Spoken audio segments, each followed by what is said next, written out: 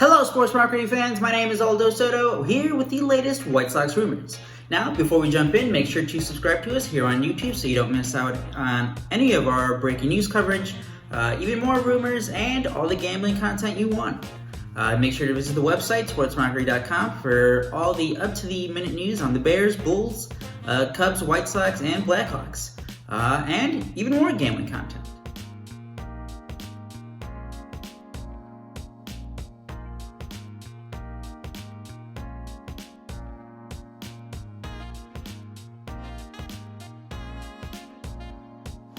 So the White Sox started the week off pretty hot, trading for Lance Lynn late Monday night, making that deal official the next day.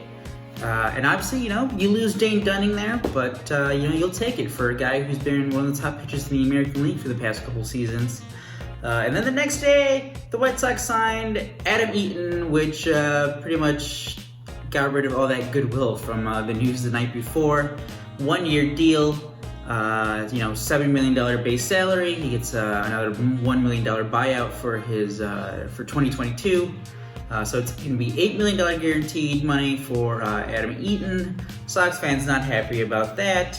But then we got some predictions in The Athletic from Eno Sarris, who, he tried to find some fits, try to break down which team makes sense for some of the top guys. He went over obviously JT Realmuto, Trevor Bauer, Marcell Ozuna, Liam Hendriks, and a few of the posted players as well from overseas. But big story for White Sox fans there. Really got some positivity going there, as Sarris predicted not only the White Sox getting Liam Hendriks, top closer in free agency right now, but probably the best DH available right now in Marcell Ozuna. We're gonna head over right now and see what Eno had to say here. But pretty positive news there for White Sox fans after a pretty lackluster signing of Adam Eaton. All right, so we'll start with Marcell Ozuna. And I guess, as a fan, if you're analyzing, you're trying to break down what the decision-making is going to be from the White Sox, and obviously as the White Sox, what could they be thinking this offseason, what they think about 2021. As far as the DH position goes, it starts with, what do you think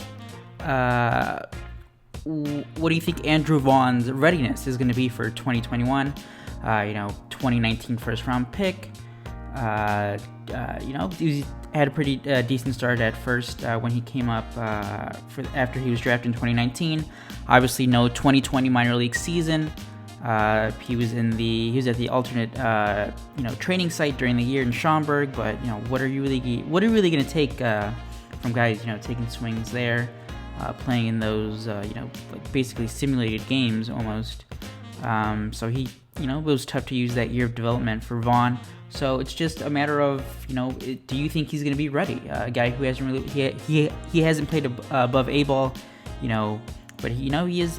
You drafted him as a college hitter. That means they should be a little more developed. Do you think he's ready after a year and a couple months as a professional? But obviously that first full year being a weird one, where it wasn't even a full year in 2020 because of the shutdown, and again, no minor league season. So if you're on the side of, don't rush him, well, that means that you do want a big bat, and, that's kind of the rationale that Eno Sarris uses here as he breaks down the options for a guy like Marcell Ozuna, and, he breaks it down on why it makes sense for the White Sox.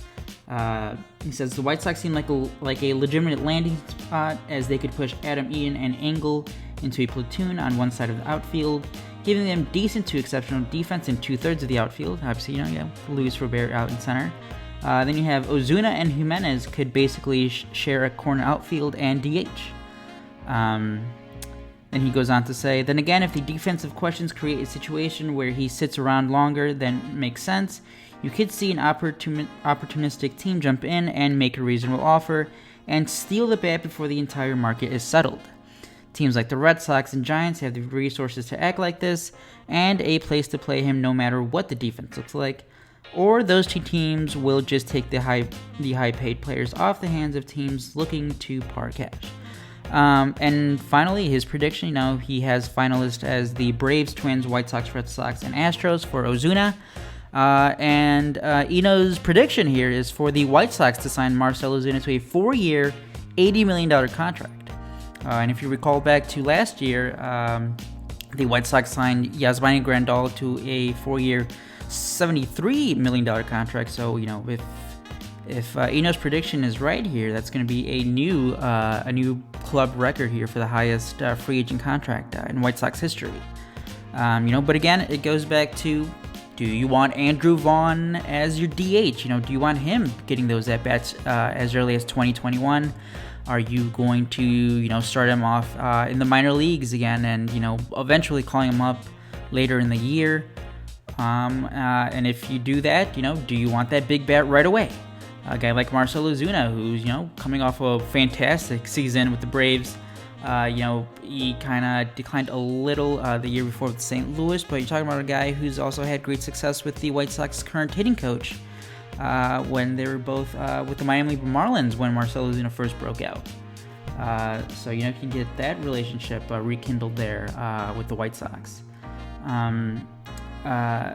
We had a shameless plug here, but the Pinwheels and Ivy podcast is this week, hosted by myself, Matt Zawoski, and Kevin Fiddler. We had 670 The Score's Herb Lawrence on, big White Sox fan, and he made the point of, a guy like Ozuna, he already bet on himself once last year, signing that 1-year deal, and that was like before we knew about the shutdown. Obviously, he had a great season, great 60-game season with the Braves. But what if he just bets on himself again this year? Just takes a 1-year, like a 1-year $20 million deal or something like that. And he goes, I'm not getting the offers. I'm not getting the long-term deals I want this year, this offseason. And again, like another slow-moving offseason for MLB, with all the with like the built-in excuses here of with the pandemic going on and the uncertainty for fans being back in stadiums next year. But hopefully that gets resolved soon. But the other thing with Ozuna as well is he is waiting for MLB to decide to is the DH going to stay in the National League? And obviously he wants it to stay because that's gonna double his market right there, from 15 teams to 30 teams, where that you don't have to worry about his subpar play defensively. And you just stick him at DH. So, maybe he gets impatient and he's like, what, screw it.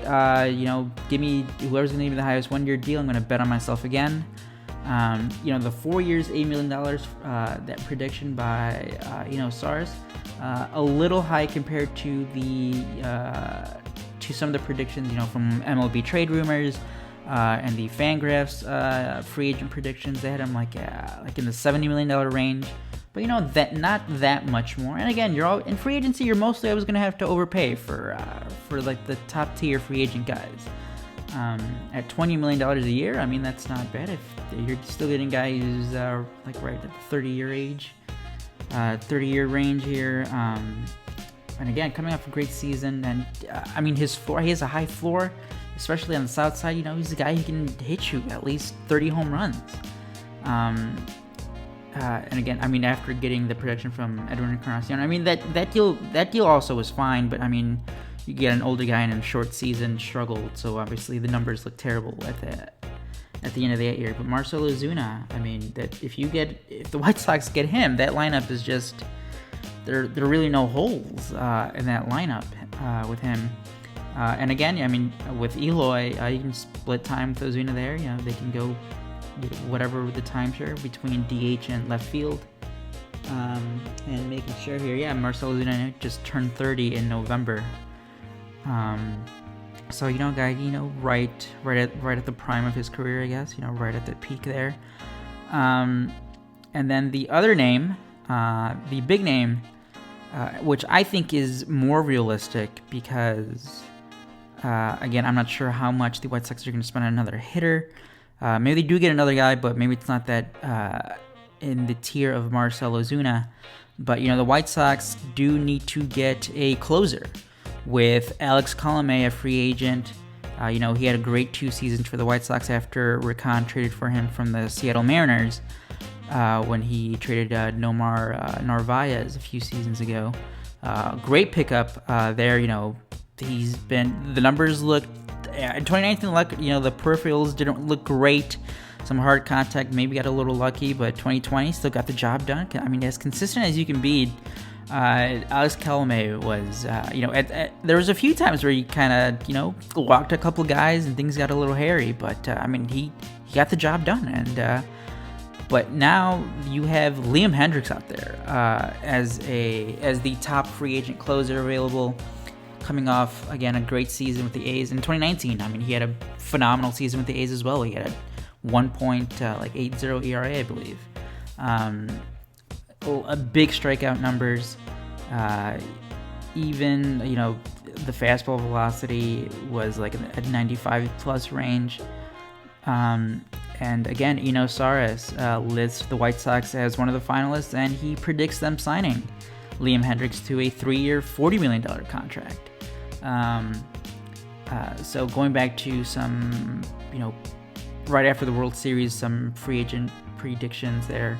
I think Hendriks was predicted at like around 3 years, $30 million to $36 million, so $10 to $12 million range per year. This is at a little more than $13 million a year. But again, you're gonna have to overpay for guys in free agency. And Liam Hendriks would be another great get. The White Sox, it just seems like every year they find at least one guy. The past couple of years, Aaron Bummer's emerged as one of the top left-handed relievers in baseball. Evan Marshall, just consistent guy. And another guy, a younger guy in 2020 who broke out, Cody Heward. He was fantastic as well. So if you get Bummer back healthy, because he missed most of 2020, get back Evan Marshall. You add Liam Hendriks with Heward also in there. We're talking about a pretty legit bullpen there for the White Sox. And I do think he is, out of the two, Marcell Ozuna and Liam Hendriks, I think Hendriks is the more likely guy, and that's because Ozuna has not been. There's been no the Sox are interested in Ozuna reports out there so far, but Liam Hendriks has Bob Nightingale, White Sox go-to media guy for. He wrote right after the Lance Lynn trade that Liam Hendriks was on their radar. So don't be surprised to keep hearing Hendriks' name pop up connected to the White Sox. In other conversations, or I guess other rumors, and just like fan speculation here, there's still the name of Michael Brantley, another guy. I guess he's not officially off the table here because again. He can be a guy you can slot in at DH, or you can split some time in left field with Eloy as well. Sox fans still want him because he's been another guy. He's only he's not. I think he's in the low 30s, like 32, 33 years old. But since 2014, one of the most underrated hitters in baseball. Just year in and year out, great hitter. But again, it goes back to, or do the Sox think that Andrew Vaughn is ready to take that step to the major leagues? Is he ready to step into that DH role, maybe play a little first base, giving Jose Abreu a couple days off during the year? Or do they want that other big bat? And, going back to Bob Nightingale, he also wrote, you saw those tweets that you don't like to see as a White Sox fan where, he said... The White Sox really like Brantley, but at this point it would be, I think the term he used was cost prohibitive. So basically means that they don't want to spend as much money to sign Brantley. But Sox fans not losing hope on that front. But out of the guys mentioned, Brantley, Ozuna, Hendriks, I think Hendriks is the most likely guy to get signed out of those three.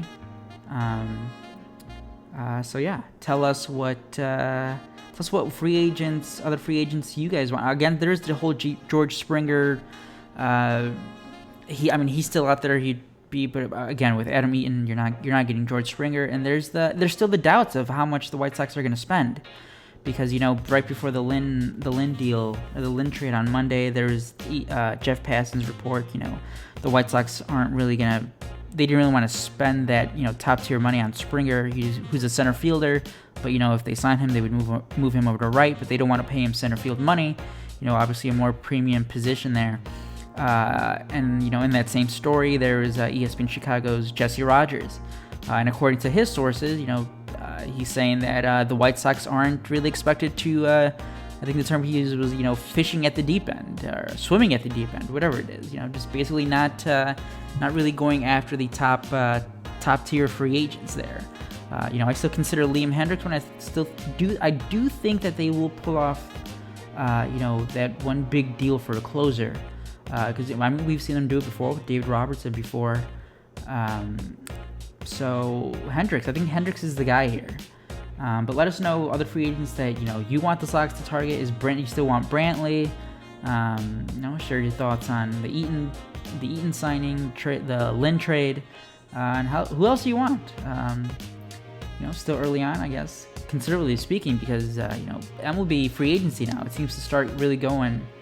If anything, mid-December at the earliest here. And things really pick up in January, I guess. So, pretty slow-moving market so far. None of the top guys signing. I mean, James McCann has been in talks with the Mets and Angels for like 2 weeks, it seems now. We keep seeing that, he could sign for, it's going to be a 4-year deal with the Mets, but nothing's been done there. So, my name, again, is Aldo Soto. Visit SportsMockery.com. Follow us on social media at SportsMockery. And until next time, have a good one.